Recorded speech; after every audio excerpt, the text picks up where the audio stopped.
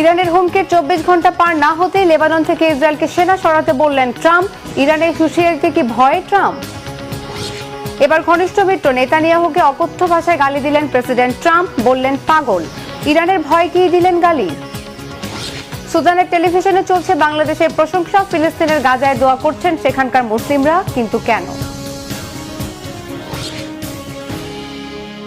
আসসালামু আলাইকুম, দেখছিলেন Bangla vision world news headline. এবারে বিস্তারিত।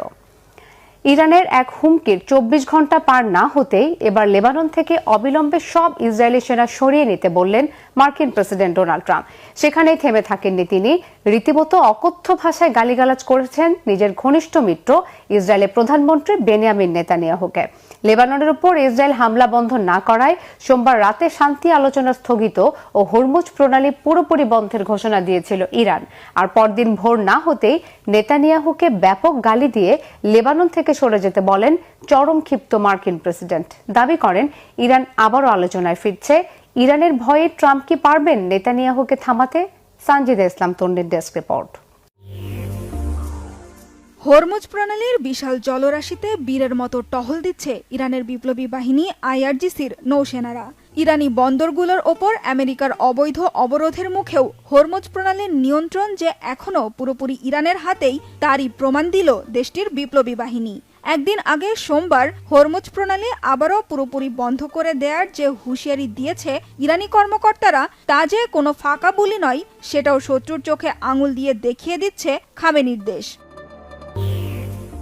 যুক্তরাষ্ট্র ইরান যুদ্ধবিরতির মধ্যে তেহরানকে নির্ধারিত পরিমাণ টোল দিয়ে আন্তর্জাতিক জাহাজগুলো হরমুজ পাড়ি দেওয়ার অনুমতি পাওয়ায় স্বস্তি ফিরেছিল গোটা বিশ্বে। তবে জলপথটি আবারও পুরোপুরি বন্ধ করার ইরানের হুমকির পর আবারও ব্যাপক অর্থনৈতিক অস্থিরতার শঙ্কা দেখা দিয়েছে। শুধু তাই নয়, হরমুজ প্রণালী পুরোপুরি বন্ধ করার পাশাপাশি শত্রুর সাথে আবারও সরাসরি যুদ্ধে জড়িয়ে পড়ার সতর্কবার্তাও দিয়েছে ইরান। কারণ যুক্তরাষ্ট্রের সাথে সাময়িক যুদ্ধবিরতির প্রস্তাবে লেবানন সহ মধ্যপ্রাচ্যের সব যুদ্ধক্ষেত্রে হামলা বন্ধের যে শর্ত দিয়েছিল ইরান, তা বারবারই ভেঙেছে মার্কিন মিত্র ইসরায়েল। হামলা বন্ধ তো দূরের কথা, যুদ্ধবিরতির ঘোষণা দিয়েও প্রতিনিয়ত লেবানন জুড়ে আগ্রাসনের মাত্রা বাড়িয়েছে ইসরায়েলি সেনারা।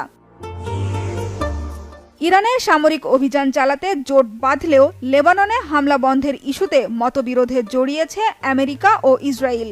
ইসরায়েলি প্রধানমন্ত্রী বেনিয়ামিন নেতানিয়াহুকে অবিলম্বে লেবানন থেকে সেনা সরিয়ে নিতে বলেছেন মার্কিন প্রেসিডেন্ট ডোনাল্ড ট্রাম্প। তবে ট্রাম্পের কথাকে পাত্তা না দিয়ে লেবাননে হামলা আরও জোরালো করায় ব্যাপক ক্ষেপেছেন মার্কিন প্রেসিডেন্ট। গাজার ইস্যুর পর এবার লেবানন নিয়েও নেতানিয়াহুকে অকথ্য